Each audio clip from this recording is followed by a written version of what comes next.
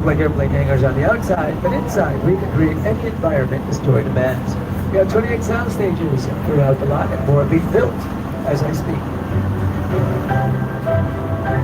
Universal is a very big place, a little over 400 acres. So, yeah, you need bicycles, dump carts, trucks, vans, trams, cars to move from one area to the other.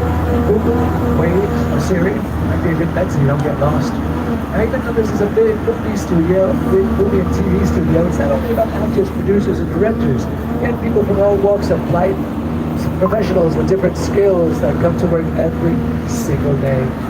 Universal, like I said, a big movie studio. One of the biggest, if not the biggest, the oldest in the world, and it's one of the major ones throughout the world also. But a lot of television is done here. Yes, major shows have come and gone. New ones, old ones, some that we love, some that we forget.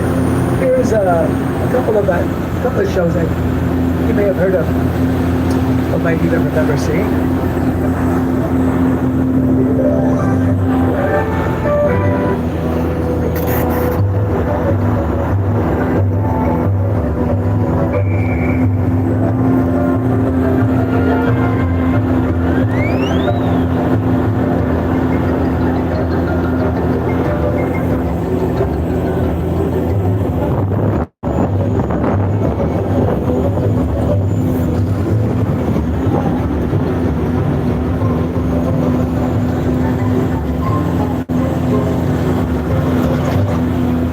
Shows include platform Peacock, Rutherford Falls, also Saved by the Bell, Mario Lopez, Elizabeth Berkley. And you have shows for these Blake Shelton, Ariana Grande, Kelly Clarkson, John Legend, Never Have I Ever, which is a really cool show. Created and written by Mitch McCallan.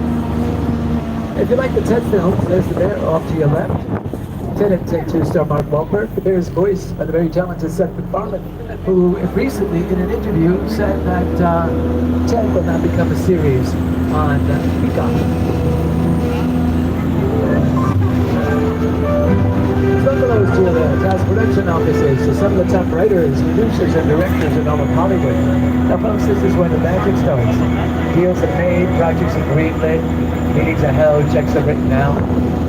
These bungalows were briefly used in the 1950s and 60s as dressing rooms to icons such as Doris Day, James Stewart, Doc Hudson, Lucille Ball.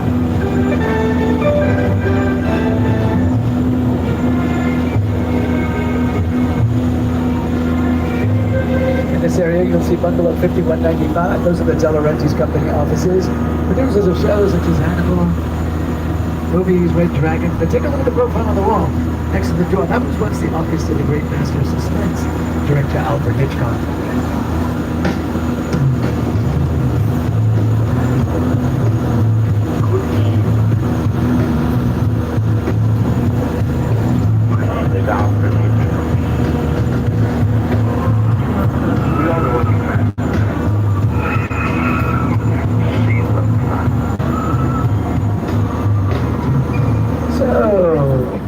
Now move into the back lot where the world is literally just around the corner.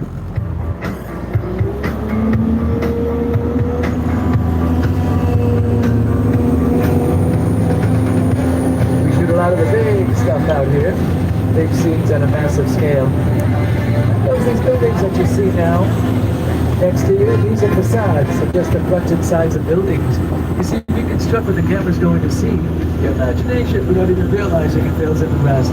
What looks like brick and stone in reality is woolen, foam rubber, fiberglass, chicken wire, plaster of Paris, very lightweight materials. We're going to go around this big wall and move into an area we call London Square or Royal Crescent because of the buildings that resemble structures that you might see in the city of London. So let's take a trip.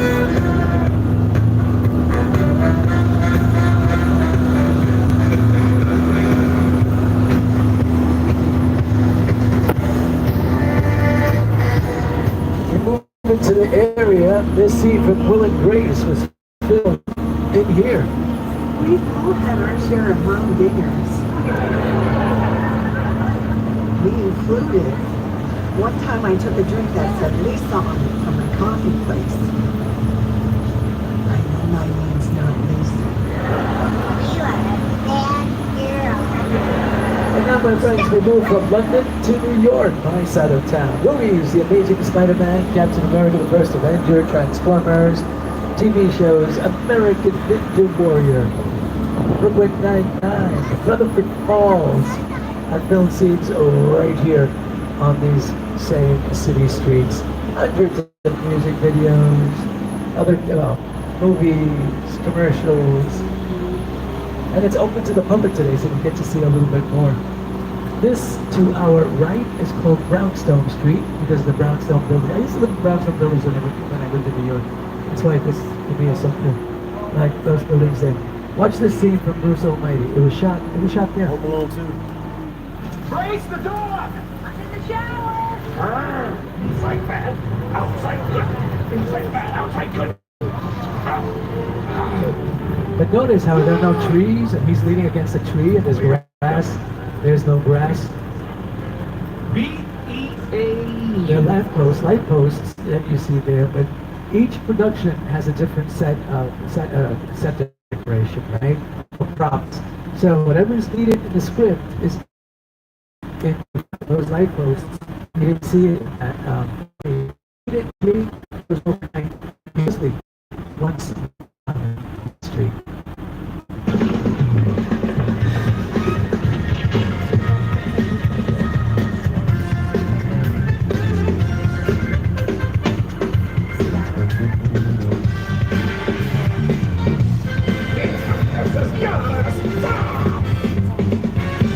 Okay, so we call it New York Street, all right? But it could really be any street around the world. But here's Jimmy Fallon to show you how we bring our New York Street set to life. Hey everyone, welcome to New York. I got my start right here in New York on Saturday Night Live. This is actually my old neighborhood. Folks got mugged over there. An old woman. Tough lady. This is my favorite hot dog guy. Hey buddy, how's it going? Remember me? No. Just like old times. Gotta love New York City. Hey, I'm walking here! I'm walking here! Hey, it's cool guys. I was just walking there. So it's not exactly New York, but a lot of times when you see New York in the movies, it was shot right here on the Universal Metro sets. If you can make it here, you can make it anywhere. Even if you make it here on the Universal lot.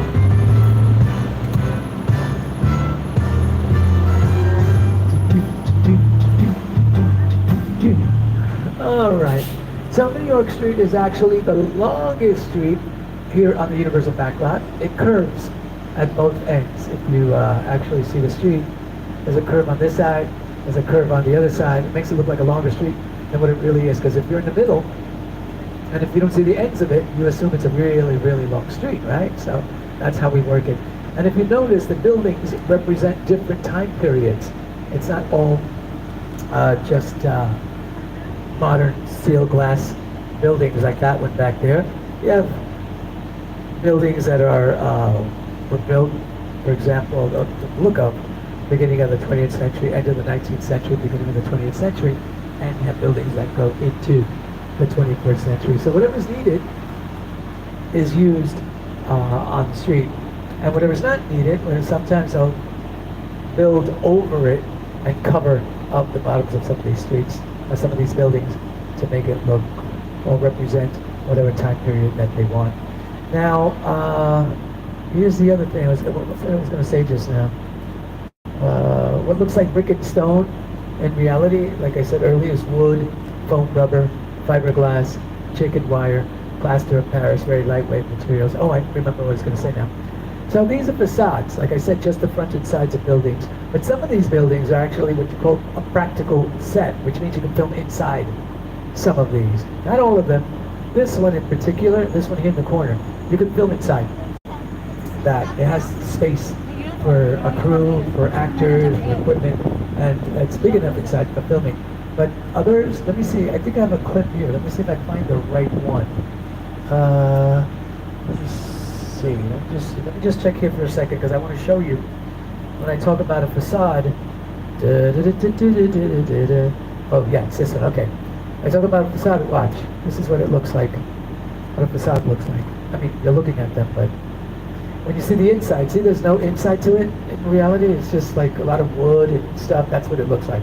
A practical set, which is a couple of these, you can actually film inside because it has a big space. For example, that's on a Western set, so you can film inside. So it works the same way out here. Now, what happens if an actor would film their scene in front of the facade?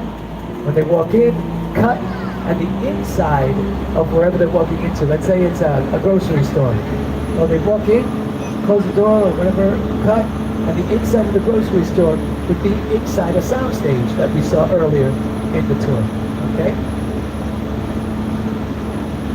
And you can film those 2 separate days. For example, you can film everything that happens inside the grocery store, you can film it today, and tomorrow you can film what happens outside, what happens before whatever you see inside. But then when the editor puts it together, he'll put it in the order that we see it in the movies, because movies are not filmed in the same order that we see them. They're not filmed in the same sequence. They're shot out of sequence. The ending of a movie could be shot first, and then the beginning could be shot 2 months later, right? But then when the editor puts it all together, he'll put the beginning where it goes and everything, the way it's supposed to go in chronological order. So, New York Street, like I said earlier, we don't have to make it look like New York Street. This could look like a street anywhere in the United States or anywhere in the world. This has been Germany, this has been Paris, this has been everywhere. This has been everywhere. Here's a clip of the Blues Brothers, the classic comedy Blues Brothers, when this was transformed into a street in Chicago. When the Pinto fell and you saw it land and make this big hole in the street, that was on the back lot. We dropped it from a crane. You dig like that in Chicago, not what I did.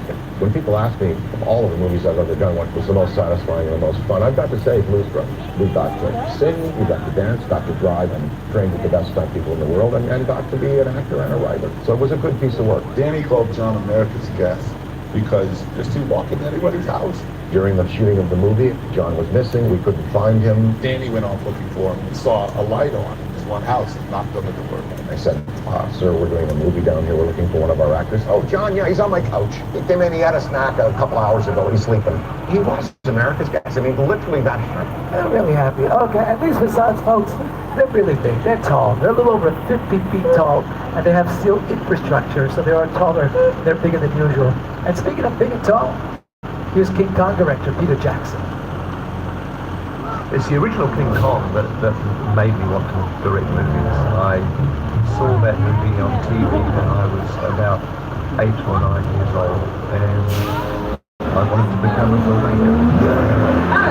I like films that just take you away from your real life and sweep you up into adventure. Kong literally does that. I mean, you're on board a ship, you're sailing to a lost island, you're encountering monsters and creatures from, prehistoric times.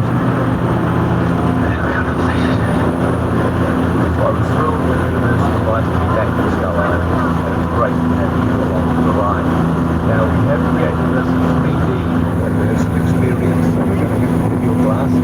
Don't put them on yet, just have them in your hand because we're about to return to Skull Island. All right, my friends. Please secure your personal belongings, your wallets, cell phones, backpacks, purses, anything that may fall overboard. You don't want to lose it in here. Don't ruin your day, because if it does, you're not going to get it back. You may not get it back. And if you did, it's probably all broken, and you have to wait, weeks to get out of it. That's terrible. So don't. Make sure nothing falls overboard.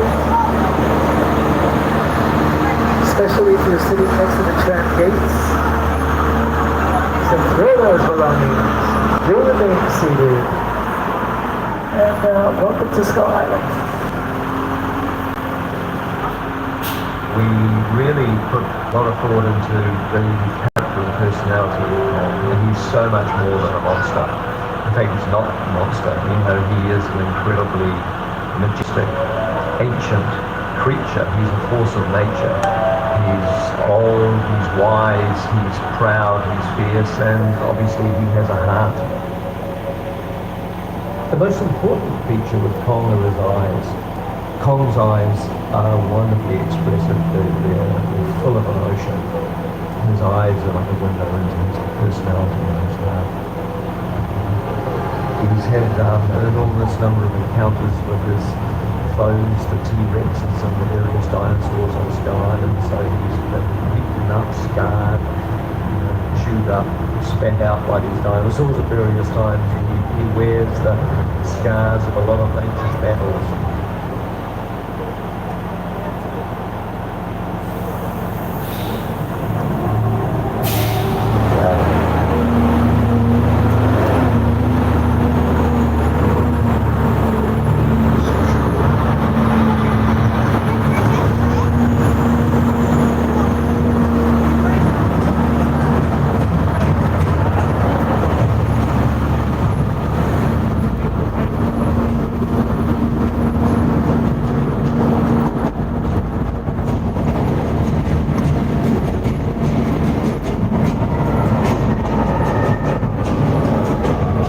Glasses on, everybody. We're back to Skull Island.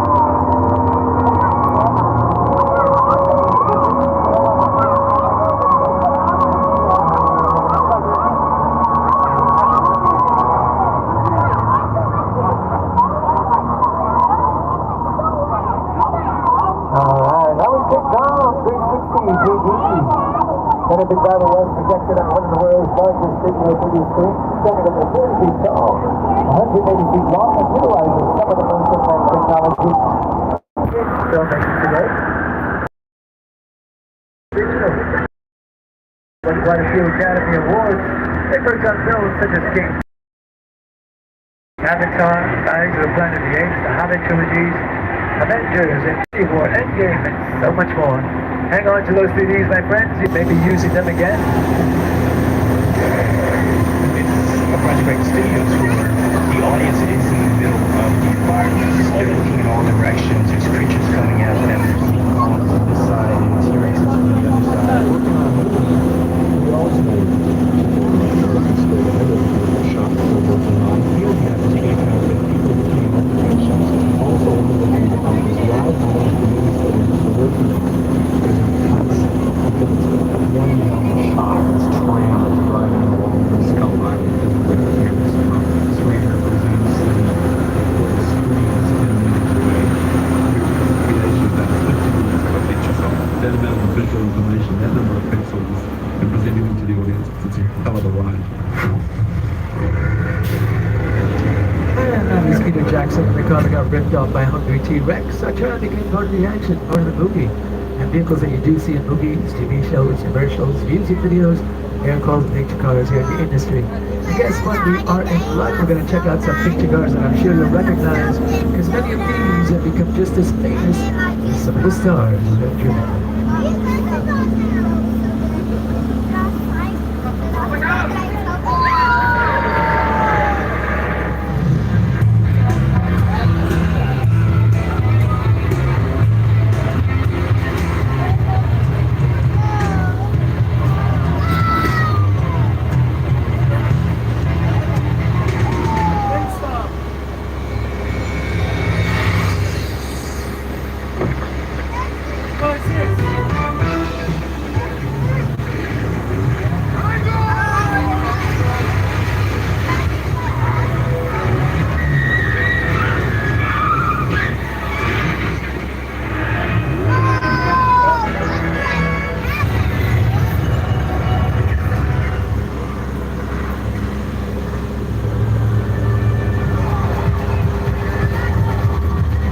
Picture cars have become bigger, badder, and faster as movie audiences embrace the need for speed.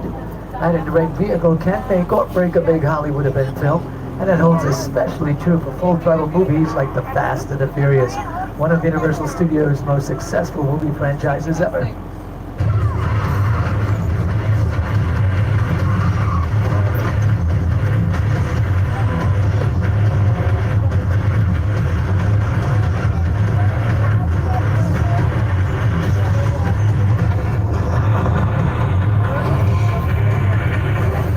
Universal has quite a few very successful movie franchises. Not only The Fast and Furious, but the 10 films, also the 50 Shades of Grey that went on for a little bit.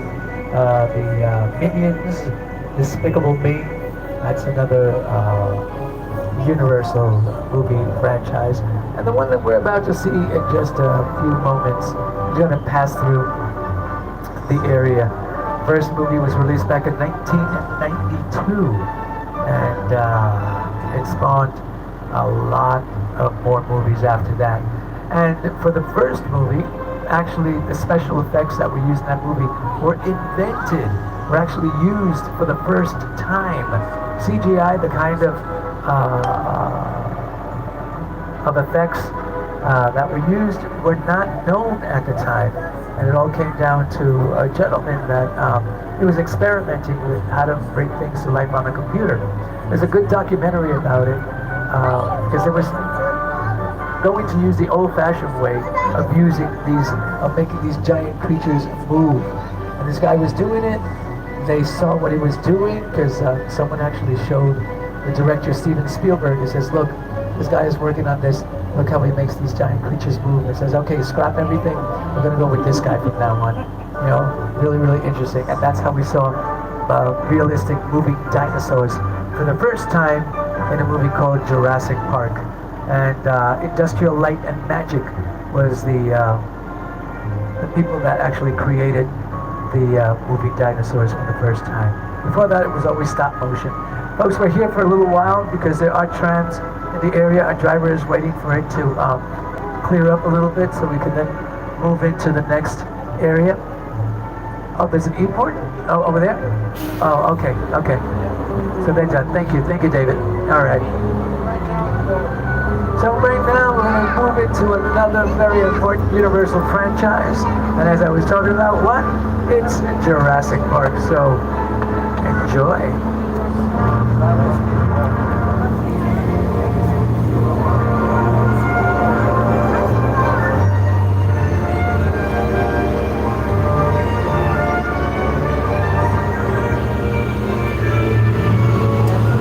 Some set pieces and vehicles for the first 3 Jurassic movies.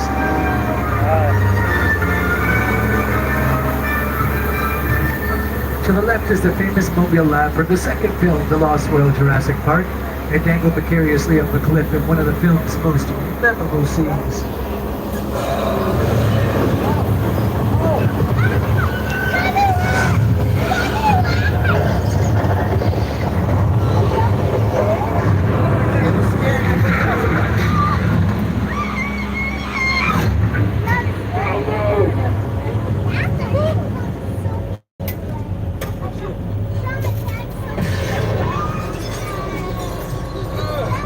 Sorry about the dinosaurs, folks. We keep them around because, like I said, we love making Jurassic movies.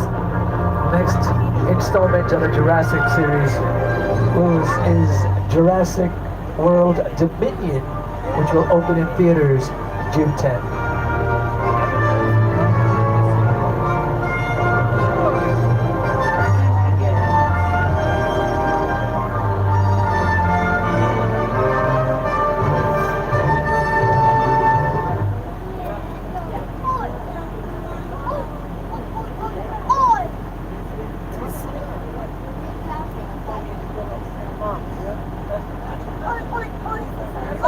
Okay, folks, weather plays a very important role in movies. So in just a few, we're going to show you how we make it rain.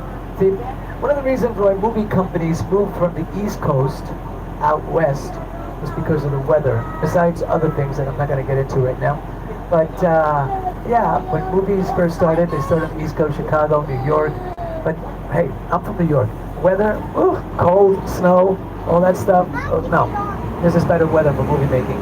And during the early days of movie making, the sets for filming were actually lit by the sun. So this is a perfect place. But what happens? We're in the desert. It hardly ever rains. So you know how rain or weather effects could create a mood in the story. So we came up with ways to do that, to make it rain or snow or hail. And in this case, we're going to show you how to make it rain. And this is the perfect spot.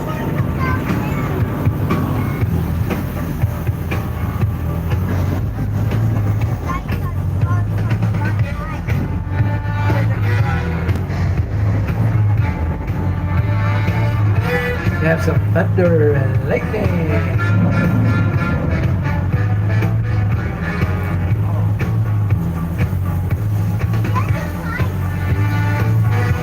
We make it rain by using an overhead sprinkler system, which is kept out of the camera's view. The water shoots up into the air, so it can fall back down naturally, just like real rain. You add a wind machine, and you create the illusion of an entire storm.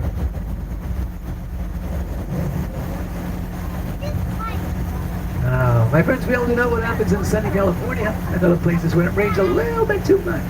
You get mudslides and flash floods.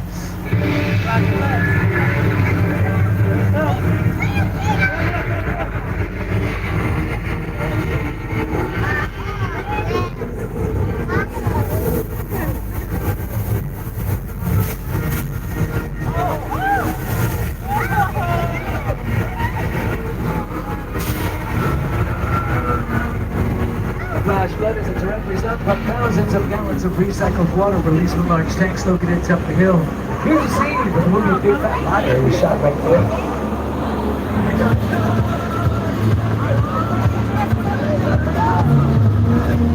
You can't outrun the wolf, kid! Yeah, we'll see about that.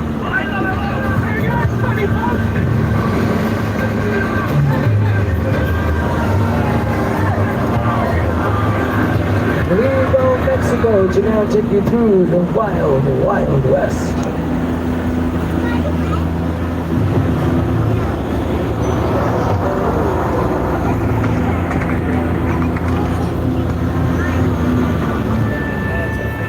This town ain't big enough for the both of us, Jim and Fallon.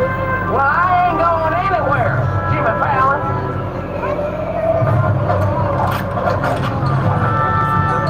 Now look here. Us folks in this tram don't want no trouble. They just want to check out 6 Points, one of the oldest sets on the Universal line. I heard this where John Wayne and Jimmy Stewart shot a few of their westerns. That's right. That's where I aim to shoot you. Looks like we got ourselves a Mexican standoff.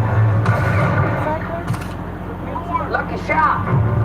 Now what say you mount up and get out of town while we're getting good? All right. Well, I'll see you again, Fallon. Oh, you can count on it, Fallon. Then get.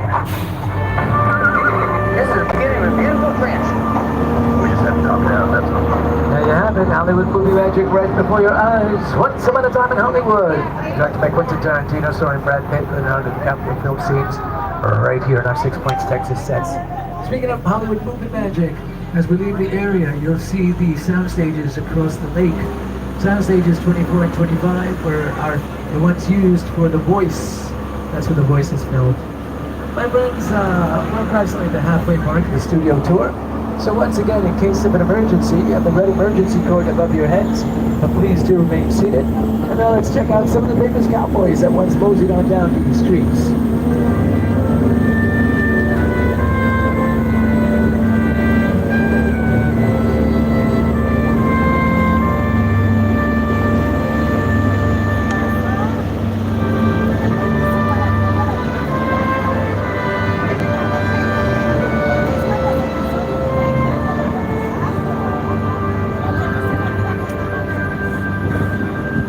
We're going to visit my favorite spot of the whole back lot, an area that we call Little Europe. We can make it look like any European country you want by changing the language on the signs and set decoration and whatnot. Take a look at the sign to your right. It reads, "Welcome to the good place." You know why? Because these are actually some of the outdoor sets for this TV show, The Good Place. You, Eleanor Shellstrop, are dead. Cool. This location, the afterlife, I've never ever seen this. You're in the good place. I'm not supposed to be here. I can't risk going to the bad place. Maybe it's not all that bad. How can I help you? What is the bad place like? Well, it doesn't sound awesome. A Good Place, starring Ted Danson and Kristen Bell. Now this is my favorite spot of the whole back lot. And you know why? Because, well, first of all, I'm a fan of the classic Universal monster movies, the black and white films from 1930s and 40s. Universal practically invented the horror genre with these timeless classics. And this is where all of Hollywood's greatest monsters got their start. The beautiful thing of monsters. Dracula, Frankenstein, Bride of Frankenstein, The Mummy, Hunchback of Notre Dame, Invisible Man, Phantom of the Opera, classic. But just brilliant. That Frankenstein image, flathead, it's one of the great icons of the world. That to me was like the essence of the Universal horror film. I was just mesmerized by it. Boris Karloff, Lon Chaney. I remember the original Universal Studios Mummy movie, really scary. It's still ringing in our memories now. We love it. And we love them. Everybody loves them. Oh, yes, these black and white films. Love them all.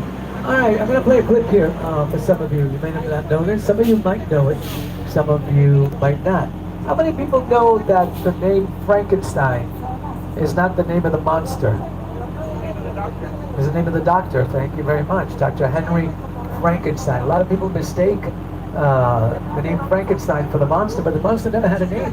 It was always the Frankenstein monster or Frankenstein's creature or the monster, right? Yet when people say Frankenstein, they immediately think, ooh, the monster that walks. And I'll tell you later on why the monster walks with his eyes closed, with his hands outstretched. But here's a clip from some of the Frankenstein films. The first one is called Frankenstein. The second one, Bride of Frankenstein. The third one, Son of Frankenstein. Here are these clips. Watch how he says the monster. Listen now, the monster. He's in the woods. Get out the bloodhounds. Raise all the men you can, lock the women indoors, and wait for me. Are you ready? Go! Your torches and go!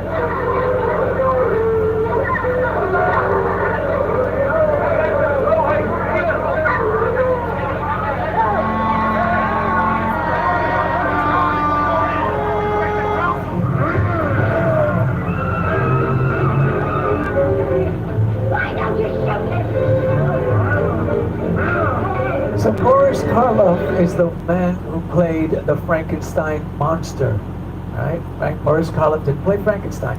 He played the Frankenstein monster. Cullen Clive is the man who plays Henry Frankenstein. If you ever read the Mary Shelley novel, the book, by the way, if you didn't know this, the book is written by a woman, the actual horror book. Mary Shelley's Frankenstein. It's Mary Shelley. She was the wife of a poet, Percy Shelley. And they had a bet one night. The story goes that it was a stormy night, and they all bet who could come up with the scariest monster tale. And Percy Shelley wrote something. John Polidori, which wrote The Vampire, and Mary Shelley, she had a nightmare, and her nightmare was about a monster, about a creature being assembled by dead parts. And she wrote the book. And when it was first published, they did not want to use her name because they figured that if a woman wrote a book, it wouldn't be scary. So the first novel of Frankenstein, first published book of Frankenstein, had no name. They used some other name or something, so they didn't want. Then later on, of course, they put in Mary Shelley's name. Really, really, really cool stuff. Then I was going to say, if we have some time, why the monster walks like this. In the fourth film, Ghost of Frankenstein, Igor's brain is actually transplanted into the monster's body. And what happens is that because Igor's brain is not compatible with the monster's body, the blood type or whatever, the monster goes blind. And so in the next movie, Frankenstein meets the Wolfman, Bela Lugosi, who played Igor in the first movie, he plays the monster blind with his hands outstretched. And it was explained in the actual movie what happened, but then they cut those parts out because of the time constraints or whatever. And it's never explained why the monster walks like this. So, and it's because in that movie he was supposed to be blind.